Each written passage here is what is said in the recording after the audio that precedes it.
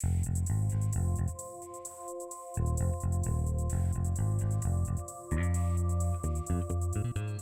morning, Realtors. Today is Friday, October 23rd, and welcome back to GADcast, brought to you by the North Shore-Barrington Association of Realtors. My name is Joe Roth, and I'm your local Government Affairs Director with NSBAR. GADcast is the latest podcast offering from NSBAR that's intended to keep you updated on what's happening in the world of realtor advocacy. Each episode features a special guest where we dive a little deeper into the issues and just how we are fighting for realtors and their clients. Ladies and gentlemen, this week we're going to get to know a little bit more about Paras Parekh. Paras is a candidate for Lake County Board in the 12th District, which includes parts of Deerfield and Lake Forest. Paras, welcome to the GADcast. Hey, Joe. Thanks for having me on. I appreciate it. So for our members and viewers that are watching and don't know much about you, tell us a little bit about yourself. And when we've talked a little bit about real estate. So let's talk real estate too. Sure. So first of all, Joe, I want to thank you for having me on today. I really appreciate it. And I want to thank the Realtors for supporting my candidacy this year. As you mentioned, I will be running in the 12th county district seat, county board seat 12, which includes Deerfield, parts of Deerfield. It's interesting because, Joe, the geography is not so clean cut for these. So any person living in one community might have multiple county board members. So I'm running in parts of Deerfield, parts of Highland Park, most of Lake Forest, and a little unincorporated area outside of Lake Forest called Knollwood, which mailing address, it's Lake Bluff. So I have been living and working in this community since 2002. My family and I currently live in Highland Park, and I am a West Deerfield Township trustee. I was elected in 2017 and really was just excited. And I know we'll probably get into more of this about the opportunity to run for this seat. In terms of real estate, I mean, I consider myself a bit of an aficionado for real estate. I currently have 3 rental apartments that I've had now for almost 10 years. I used to live in the city of Chicago for quite a few years, and during that time, decided to pick up some rental units, and I still have them. And I just love, frankly, I'm like, I hope to be one of those people that loves their landlords. I have always had long-term tenants, great relationships with them. I have been on the other side of that relationship for a long time, and I know what it's like when you don't have someone on the other side that cares about you as a person. And so I try to make sure that all my tenants walk away going, God, I didn't realize that people could rent and be that nice. And that's really my goal. Real estate is clearly a critical industry in all communities, but especially in Lake County. We've had, Joe, and I think we've talked about it, we've had a population decline every year since 2009. And I want to make sure that we reverse that trend and making sure that we have a thriving housing market and that we are accommodating all types of development. I want Lake County, and this might be a cliche, but I want it to be a place where people can live, play, and work. And I think we got the live, and I think we got the work, and we got some play, but I think we have an opportunity to even more play. And so people want to move into communities where I think they can get all 3. So that's one of my goals in terms of looking for more development. In terms of other aspects of the real estate industry, I've been an avid consumer of all things housing. I don't know what it is, but I just kind of enjoy learning, following the trends, what's going on with the markets, looking to see vacancy rates. I'm always chatting up real estate agents when I get a chance, not vacancy rate. I mean, obviously vacancy rates, but also in terms of how the market's moving in terms of home sales. And so it's just one of those things that I don't know what it is. I just have a passion for. And I think I've told you, Joe, like I'm one of those people that's constantly watching television shows. It's kind of a hobby of mine that relate to housing and sales of homes, rehabbing homes. I think if I had a different life, I think I would have been.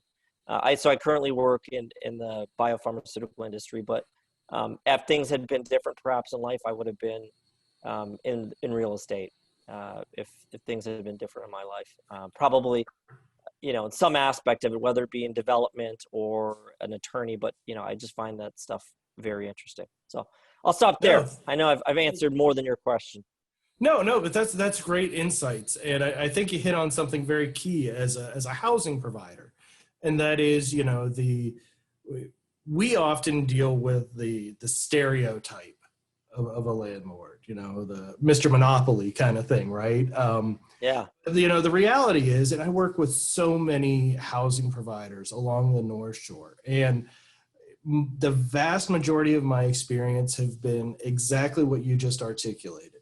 They're good people offering something of value to someone else, Yeah. but they're there to help. I've talked to several through this pandemic that have, gone above and beyond in terms of helping people that have been directly impacted, helping them meet their basic needs, beyond the, rental assistance stuff. I mean, they've almost become social service providers. Yeah. And I think it's a great thing to hear. And I always love reinforcing that message that's a housing provider right there. That's the majority of housing providers. And I think that's a great story to share.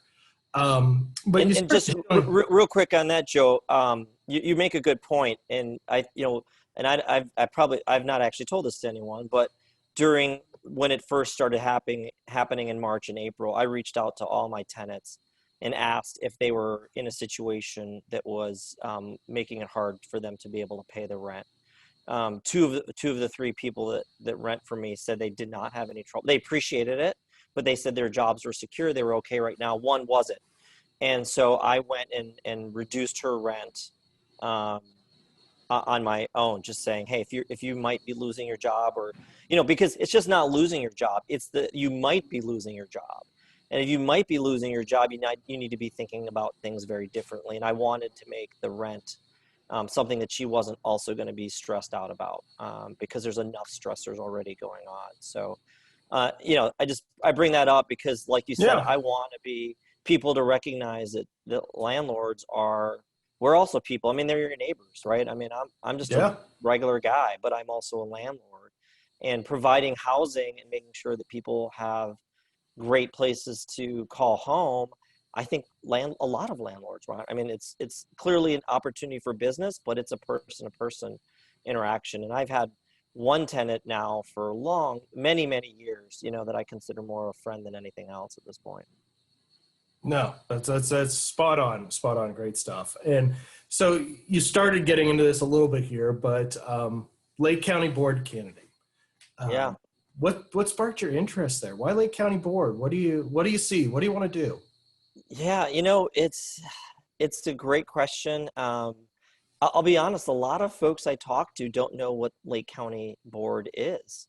It's one of those where I feel like people are either drawn into very national politics, right? I mean, clearly the oxygen's being sucked up there, or very local, very, very local, and which is great. I mean, the more local, the better. But then you have a county level government. I think everyone understands they live in a county, and 99% of people know they live in Lake County.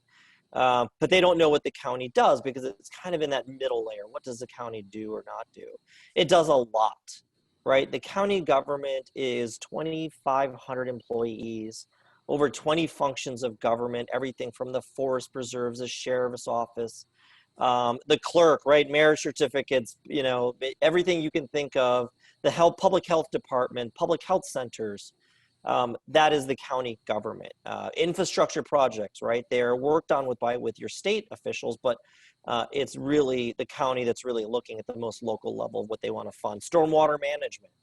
And so for me, the big one in Lake County. Yeah, huge, right? I mean, I've had persistent flooding in my backyard. We finally regraded it this summer because the flooding was just, and thank God it was something that we could solve for. But based on the water table in this community, it's a challenge, right? Especially in Southeast Lake County where I live. And so to answer your question of why I decided to run was because I wanted to be able to have an impact on very vital services that come into our community.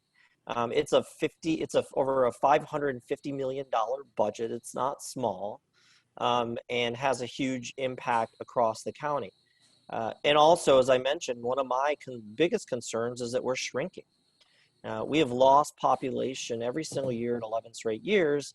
And I want to be, when I look across the country, I want to be one of those counties that's near a major urban center and thriving, right? How do we thrive? I mean, we have a major urban center in Chicago, world-class healthcare institutions, world-class universities, a diversified economy. I mean, we're not a one economy city.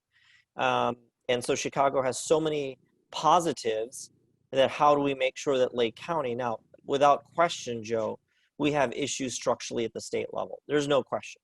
But what can I do at the county to ensure that people have a better quality of life? And that was my goal in running. No, that's very, very well said. And so now we're a few weeks away from a big election here. Yes. And campaigning is, in a quote unquote normal year, it's challenging, right? Getting out and talking to constituents and both spreading your message and listening to their concerns. But now we got COVID, right? So how's that going for you? How are you able to talk to voters? I'll be honest, for a little while, we were really unsure of what to do. I mean, the guidance was starting to come out, and when there's at least in the way we operated was when we didn't know a lot about what was going on, and a lot of people didn't understand the disease, we acted out of abundance of caution. So we had been, before March, walking door to door, and I was pounding the pavement. I remember in early March, it was so cold out that I'd have to take breaks and put my gloves and my hand inside my pockets, or my inside of my jacket, to kind of warm up. And then clearly, after about mid-March, we realized what was going on here. We suspended our in-person operations. And we built a very robust voter outreach through phone calls. So we called people. We were on Facebook. We did multiple town halls. We did one with really a COVID town hall. So we brought together our Chamber of Commerce, state legislators, an ER physician that's on the front lines of this, and just tried to understand what is COVID. And then someone from the county as well, Paul Frank, to understand from our late levels of government versus those in the hospitals and those in businesses, what do we need to do here? We did tons of outreach that way. And then starting in late summer, probably in July, so maybe midsummer, we started going door to door again. And we are going door to door now. But really what we did is, when we first started, we would essentially knock on doors and then step 15 feet back, right, and make sure, and then wear a mask. And so we always have a mask on. We step far away, and it's been fine. I mean, we're trying to reach folks, but we want to protect people first. And so it's, nothing is normal under COVID, but the door to door at least has given me some sense of normalcy.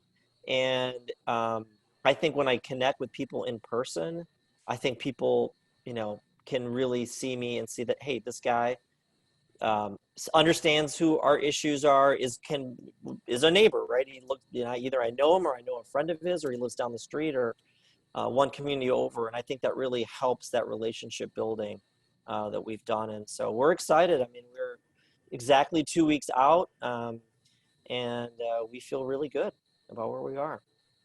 Excellent. No, it sounds like you've adapted pretty well and kind of kept moving on the fly. That's that kind of adaptability is key. So in my role as Government Affairs Director here at NSBAR, I work with a lot of local governments on policies.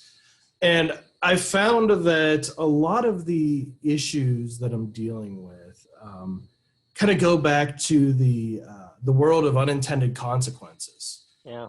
When we talk about some of the policy initiatives around registering distressed properties, or sometimes even affordable housing programs. If the affordable housing program isn't structured correctly, you're going to create some significant deficits in the housing market. And so I'd like to maybe talk a little bit more about, in this role, you've worked in the township, so you're familiar with the idea that we do have, unintended consequences of policies. But I'd like to talk a little bit about how you mitigate that when you're working on new policies. Yeah, great question, Joe. And I forgot to mention, and often forget to mention that I was also a planning commissioner at one point. So I am, it goes back to my just interest in how we live and work and play. And so I did do Yeah. work on a master plan and, approving different types of developments. And you're right. I think the reality is in my role that if I get elected in many roles is that you cannot be an expert, right? I mean, you have to know a lot about a lot of things, but the reality is when you start to get into some of the things that you just mentioned, the reality is that we might all have our best intentions with how we develop affordable housing programs or trying to make sure that, we're creating an atmosphere that everyone has a place to live in our community. We welcome, right? We want more people to come here. But you're right. What happens, I think, is and I don't say that this is always the case, but I think people have good intentions often, but they don't realize their unintended consequences of what their policy decisions are. And I think that you have to be humble enough and listen enough and make sure that you are not always thinking you're the expert on an issue and reach out to others and get a well-rounded opinion. And I mean, clearly I'm running as a Democrat, but I'm running as a Lake County resident first, right? And I want to make sure that the community, the people that work here or live here, like realtors that work or live here, or hopefully both in our community, all have a chance to help us understand when we're shaping policy. And I think that it's, people use the word special interests, right? And the reality is that all interests have valid viewpoints or viewpoints. And so the Sierra Club, they're a special interest. The realtors, they're a special interest. But I want to make sure I hear from them. And it's not a bad word or a bad thing to be an association or an organization. You need to hear from everyone. And so my first goal, Joe, and I hope, we're going to continue to work together, is when there are issues of development or housing that we connect, right? And we talk about it, and I can hear your opinion and frankly, reach out to my neighbors or others that are involved if it's going to affect a particular community. So I understand all angles from the situation, but it always starts with listening first and making sure you get enough opinions before you act. That's a very logical approach, and I love that you talked about special interest there a little bit, because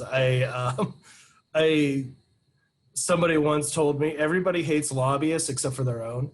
Right. I think that's, right. all right. lobbyists are bad except for the ones that are working for me. They're good. Right. They're good guys. right. Yes. So it's that kind of dawned on me as you were talking about that. Yeah.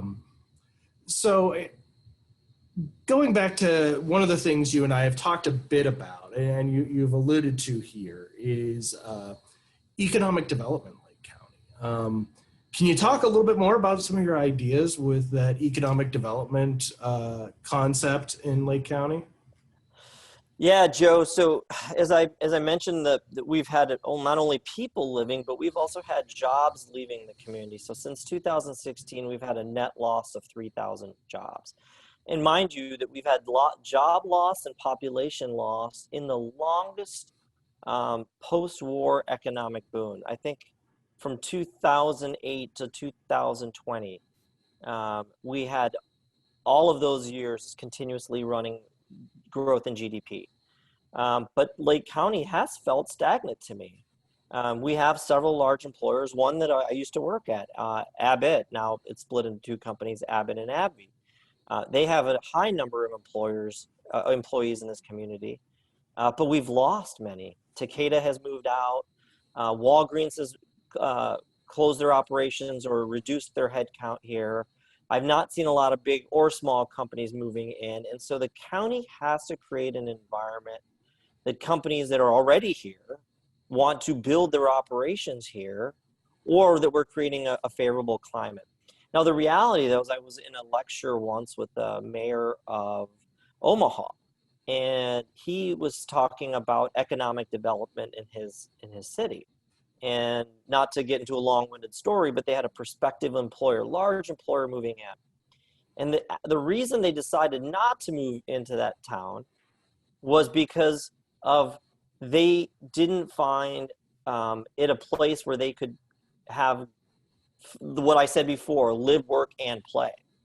And so I think that we can bring employers here if we create a place where people want to live, right? If people want to live in a community, employers will follow. And so we need to first make this a place where people feel like they can live. And part of doing that is making sure that we're putting a handle on our property taxes. And that's one of the biggest issues that I've been running about is that the county board until this year, until 2019, for this year's budget, 2020 budget, had raised property taxes every single year since 2013. And you increase property taxes on a community that's shrinking, and their property values had not come back since 2008. So if I'm a homeowner, you're telling me my property value is not where it was, there's fewer of us, and now you're increasing my property taxes. So I don't mean to go on a whole tangent on this, Joe, but let's get our property taxes under control so people want to move here, employers want to be here. And one of the first things I'm going to do if I get elected, hopefully I do, is reach out to our current major employers and just say, hey, I'm on the county board. I want you to stay. What can we do to work together to either keep your operations going here or increase them? And I want them to feel like they have people who are their advocates on the county board, that they could call someone up, know someone, and say, hey, here's what's going on. How can we work together? Now, I'm not saying that we're going to do everything employers want. Clearly, we want to make sure we do what's in the best interest of our residents. But I think having economic activity and people wanting to build their businesses here is vital. Yeah, that's great information. And I will throw one little pitch in for Lake County. That's always in the 10 plus years I've lived in Lake County, the one thing that's always really impressed me is the forest preserve system. Yes. Such a great asset, especially for families with children. It's such, number one, it's so big, so much land in the forest preserve system, but also really well-maintained spaces. Yeah. I find I'm riding my bike through Rollins Savannah fairly regularly with my kids and, enjoying that. So there is, some really great amenities, but I think you're right, is making sure that we know that those amenities are known and those options are there for the quality of life that you do get in Lake County. There's no question, to your point, Joe, the crown jewel of Lake County is the forest preserves. They are amazing. I mean, they are, frankly, whether you want to fish, you want to trail, you want to walk, you want to ride your bike, you want to be out there, Lake County Forest Preserves offers it. And frankly, one of my wishes is that we ask the voters again at some point to consider funding another bond to look at expanding our forest preserves, right? I want us to be, and I think we are in many ways, the green county.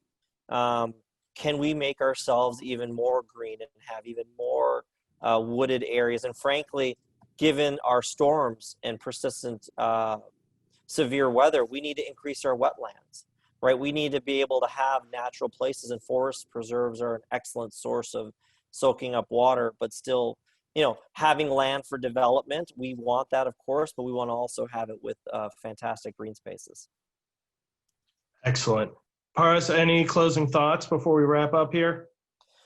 No, Joe, I appreciate you having me on your podcast. I hope that, in the future, I get a chance to come on again once I'm elected and we can talk about some policies and work in front of the actual county board, so I can update you and your listeners. But I think you're going to maybe mention my email. We want to hear directly from our constituents, just so people know. I personally call anyone who emails me or calls our phone. I personally get back to them because more than anything, again, party affiliation, I understand, but more than anything, we want accountability, and we want someone to be able to call and speak to someone on the county board and know that person. And that's why we're running. Paras, I appreciate it. We've had the opportunity to chat a few times over the last few months and getting to know you. I just got to say, I've always enjoyed our conversations. I appreciate your thoughtfulness and your insightfulness, and you put it on display here again today. I do appreciate you taking the time to chat with us, and thanks for being here. Thanks, Joe. I appreciate it. And I'm sure this is not the last time I'm pushing myself here multiple times to come back on your podcast. But we'll bring you back. I appreciate it. And again, thanks for having me. This was a special endorsement that I received because of my personal interest and affinity and believing that a healthy housing market is a healthy community. And so I'm glad that we have an opportunity to connect now and then again in the future. Thanks again, Paras. And that does it for another episode of GADcast. If you have comments or topics you'd like us to discuss, feel free to email me. It's joe@nsbar.org. Finally, a very important update that November 3rd is Election Day. If you've not yet done so, please make your voice heard. Get out and vote. Until our next episode, be well, everyone.